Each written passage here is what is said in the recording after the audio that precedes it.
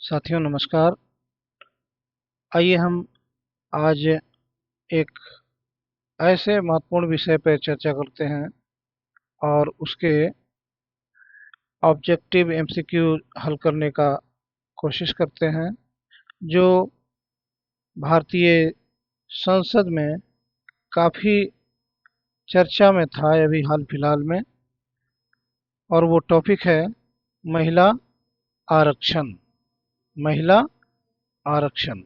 तो इससे संबंधित जो कंपटीशन में पूछे जाते हैं वो संभावित प्रश्न हैं कुछ, उनको देखते हैं हम। तो पहला क्वेश्चन है कि महिला आरक्षण बिल किस वर्ष संसद में पारित हुआ। महिला आरक्षण बिल किस वर्ष संसद में पारित हुआ। 2020, ऑप्शन बी है 2021, ऑप्शन सी है 2023, ऑप्शन डी 2024। तो इसका सही आंसर हो जाएगा 2023। महिला आरक्षण बिल 2023 में भारतीय संसद में पारित किया गया था। अगला सवाल है,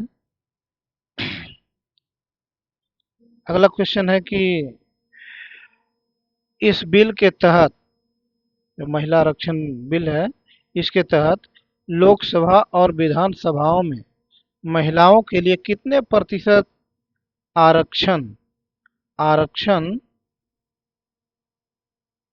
आरक्षण प्रस्तावित है।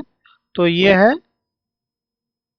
ऑप्शन है 25%, 30%, 33% और 50%। तो इसका सही उत्तर हो जाएगा 33%। Option C 33%। महिला आरक्षण बिल में महिलाओं के रिजर्वेशन के लिए 33% आरक्षण की व्यवस्था की गई है। नेक्स्ट सवाल है तीसरा नंबर कि महिला आरक्षण बिल को आधिकारिक रूप से क्या नाम दिया गया। महिला आरक्षण बिल को आधिकारिक रूप से क्या नाम दिया गया।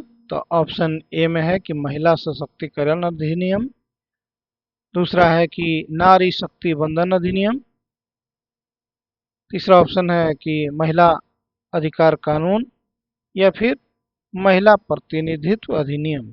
तो इसका सही आंसर हो जाएगा कि नारी शक्ति वंदन अधिनियम। जब 2023 में यह विधेयक पारित हुआ था तो उस समय नारी शक्ति वंदन अधिनियम, इस अधिनियम को नाम दिया गया था नारी शक्ति वंदन वंदन अधिनियम नाम दिया गया था। आइए हम नेक्स्ट क्वेश्चन पे चलते हैं। तो अगला चौथा सवाल है कि यह आरक्षण किन किन सदनों पर लागू होगा। बहुत अच्छा सवाल है कि यह जो आरक्षण है किन किन सदनों पे लागू होगा। तो ऑप्शन ए है कि केवल लोकसभा में, या फिर केवल राज्यसभा में, या फिर लोकसभा या राज्य के विधानसभाओं में, या फिर सभी सदन में। तो इसका सही उत्तर हो जाएगा कि ऑप्शन सी, लोकसभा और राज्य के, लोकसभा और जितने भी राज्य के राज्यों के विधान सभा हैं, विधान सभा, उनमें जितने सदस्य निर्वाचित होते हैं उनमें महिलाओं की जो परसेंटेज रहेगा वो 33% हो जाएगी। 33% महिलाओं के लिए आरक्षित सीट रहेगी। तो आइए हम अब अगले सवाल पे चलते हैं, 5वें नंबर सवाल पे। ये है कि महिला आरक्षण लागू होने से पहले किस प्रक्रिया की आवश्यकता बताई गई है। ऑप्शन ए है जनगणना और परिसीमन, ऑप्शन बी है चुनाव आयोग की अनुमति, ऑप्शन सी है सुप्रीम कोर्ट का आदेश, और चौथा है राष्ट्रपति की मंजूरी। तो इसका सही उत्तर हो जाएगा ऑप्शन ए जनगणना और परिसीमन। परिसीमन आप जानते ही होंगे कि 2026 में लोकसभा और राज्यों के विधानसभाओं को सीटों का वो संख्या को बढ़ाया जाना था, तो इसलिए यह बिल लाया गया। और आपको यह भी जानकारी होना चाहिए कि जब भी इस प्रकार के बिल या फिर संसद सदस्यों की संख्या बढ़ाई जानी होती है तो उसका आधार होता है जनगणना, जनगणना या फिर परिसीमन। जनगणना और परिसीमन, सॉरी, जनगणना और परिसीमन। परिसीमन समिति एक गठित की जाती है जो यह रिपोर्ट देती है सरकार को कि इस जनगणना के आधार पे इस क्षेत्र में, एक पर्टिकुलर क्षेत्र में, इसमें इतनी लोकसभा सीटों की आवश्यकता है या फिर राज्यसभा, माफ कीजिएगा, विधानसभा सीटों की आवश्यकता है, तो वो तय करती है परिसीमन समिति। और वो किसके आधार पे करती है? तो जनगणना के आधार पे करती है। आइए हम अगले सवाल की तरफ बढ़ते हैं। तो छठा सवाल है कि महिला आरक्षण बिल में एससी एसटी महिलाओं के लिए क्या प्रावधान है? तो इसका आंसर हो जाएगा ऑप्शन सी कि उनके लिए आरक्षित सीटों में से 33% आरक्षित रहेगा, आरक्षण रहेगा, 33% आरक्षण रहेगा। अगला सवाल है, 7वें नंबर का सवाल है कि महिला आरक्षण बिल लागू होने के बाद यह कितने वर्षों तक प्रभावी रहेगा? यह जो बिल था वो यदि लागू होता है, यदि, तो यह कितने वर्षों तक यह प्रभावी रहेगा? ऑप्शन ए है 10 वर्ष, 15 वर्ष, 20 वर्ष और 15 वर्ष। तो इसका सही आंसर हो जाएगा 15 वर्ष, या फिर संविधान में इसे संशोधन के अनुसार इसको आगे और बढ़ाया जा सकता है। फिलहाल यह बिल है जो कि 15 वर्षों के लिए यदि पारित हो जाता तो यह 15 वर्षों के लिए यह आरक्षण लागू हो जाता। अगला सवाल है, महिला आरक्षण बिल संविधान के किस संशोधन के रूप में पारित हुआ? यह संविधान संशोधन पूछा गया है। संविधान संशोधन कि यह कौन सा संविधान संशोधन के रूप में पारित हुआ था? तो यह है, ऑप्शन है, पहले देख लेते हैं। ऑप्शन है कि 105वां संविधान संशोधन, या फिर 106वां संविधान संशोधन, 107वां संविधान संशोधन, 108वां संविधान संशोधन। इसका सही उत्तर हो जाएगा 106वां संविधान संशोधन। 106वां संविधान संशोधन इसका सही उत्तर है। अगला सवाल है कि महिला आरक्षण बिल का मुख्य उद्देश्य क्या है? महिला आरक्षण बिल का मुख्य उद्देश्य क्या है? तो ऑप्शन ए है कि महिलाओं को आर्थिक सहायता देना, या फिर महिलाओं की शिक्षा में सुधार करना, या अगला ऑप्शन है कि राजनीति में महिलाओं की भागीदारी बढ़ाना।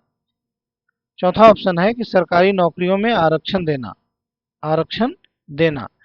तो इसका सही उत्तर हो जाएगा कि राजनीति में महिलाओं की भागीदारी को बढ़ाना।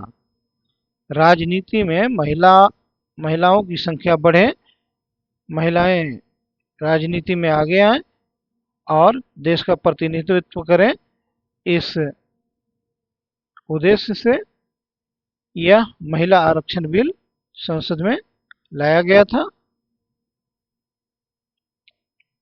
आगे है अगला क्वेश्चन कि परिसीमन समिति का मुख्य कार्य क्या होता है। परिसीमन समिति का मुख्य कार्य क्या होता है? तो ऑप्शन है चुनाव कराना, दूसरा ऑप्शन है कि निर्वाचन क्षेत्रों की सीमाएं तय करना, ऑप्शन सी है कि कानून बनाना, ऑप्शन डी न्याय देना। तो इसका सही उत्तर हो जाएगा कि निर्वाचन क्षेत्रों की सीमाएं तय करना। परिसीमन जो समिति होती है, परिसीमन समिति जो क्या करती है कि जनगणना के आधार पर, जनगणना के आंकड़ों के आधार पर यह सुनिश्चित करती है कि किस पार्टिकुलर क्षेत्र में कितनी लोकसभा और विधानसभा सीटों की आवश्यकता है।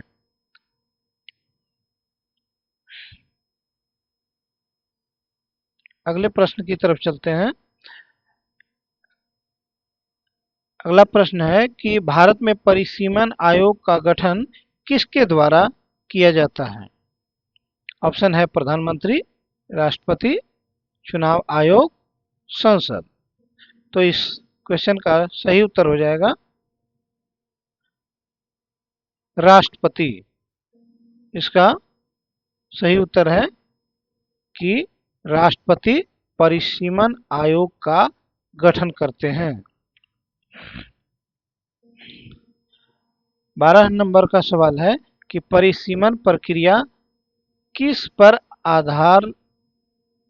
आधार पर की जाती है। परिसीमन जो समिति है, इस समिति के गठन की प्रक्रिया है जो कि किस प्रकार की जाती है। वो शिक्षा के स्तर पर की जाती है कि जनगणना डेटा के अनुसार की जाती है, या आर्थिक स्थिति के अनुसार की जाती है, या राजनीतिक दल के अनुसार की जाती है।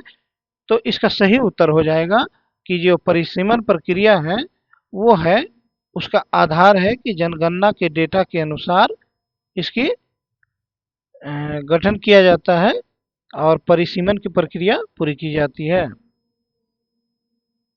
ये जनगणना डेटा को लेकर के ये भारतीय सरकार को, भारत के सरकार को ये रिपोर्ट सौंपती है और उसके आधार पर ये तय किया जाता है कि कितने लोकसभा और विधानसभा सीटों की आवश्यकता है किस क्षेत्र में। परिसीमन आयोग के निर्णयों को कौन चुनौती दे सकता है। क्वेश्चन है कि परिसीमन आयोग के निर्णयों को कौन चुनौती दे सकता है।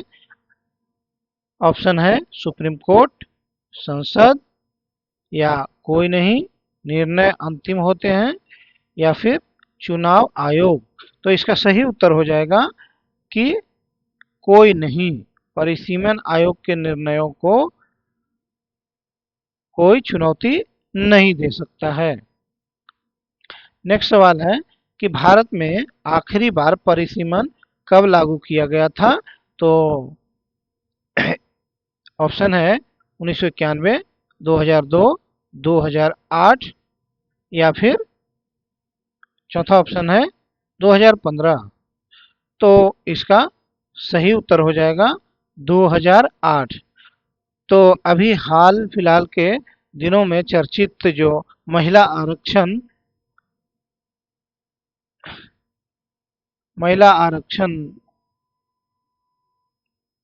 बिल था, उस पे देश भर में काफी जोरदार बहस चल रही थी और पढ़ने की दृष्टि से हम लोगों ने देखा कुछ प्रश्नों को।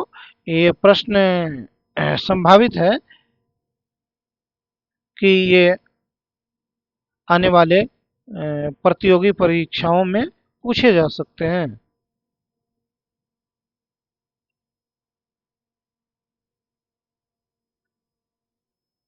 तो इस दृष्टि से हमें इन प्रश्नों को एक बार देख लेना चाहिए, रिवीजन कर लेना चाहिए।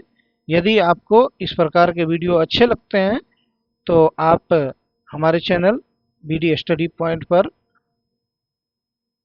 सब्सक्राइब कर सकते हैं, लाइक कर सकते हैं और कमेंट भी कर सकते हैं। आप सुझाव दे सकते हैं कि हमें किस प्रकार के वीडियो बनाना चाहिए या फिर किस प्रकार की त्रुटि है जिसे सुधार करने की आवश्यकता है। इस वीडियो में इतना ही। तब तक के लिए नमस्कार।